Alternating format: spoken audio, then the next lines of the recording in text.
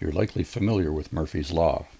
If anything can go wrong, it will, and usually at the worst possible time. Unfortunately, every storage device is going to fail. It's not a case of if, it's a case of when.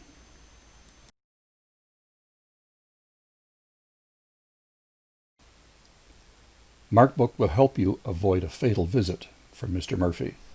To do this, click the Backup button at the lower left of the main form. This action takes you to the backup screen. According to this screen, my last backup was on September the 24th, 13 days ago. Currently, my classes are on drive C, and I have 3 classes that I wish to back up. I can select or deselect simply by checking the cells. I want to back up to another drive. In this case, drive F is a USB stick inserted into the computer. And there's the last backup that I performed on September the 24th. At the upper right, select the 3 options that you'd like to use. I recommend including any comment banks that you may have created, and I recommend saving to a dated folder for a very specific reason that I'll discuss in a few minutes. When ready, click the Start button, and MarkBook starts backing up all the files into 3 classes.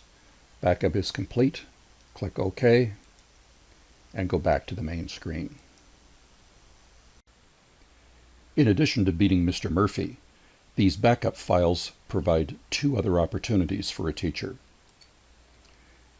Firstly, I've got copies of my classes on a USB stick. I can take that stick to any other computer and back up my classes to that computer. This means that I could back up classes at work, take them home, and copy my files to a home computer, or vice versa. There's another function as well. If I want to know how the class or an individual student was doing at a given point in time, I could go back to that backup and analyze the class or the student based on the information that I have in the backup file. This copy of MarkBook is set to remind me every 15 days about making another backup. If you wish to turn off the reminder, set it to 0.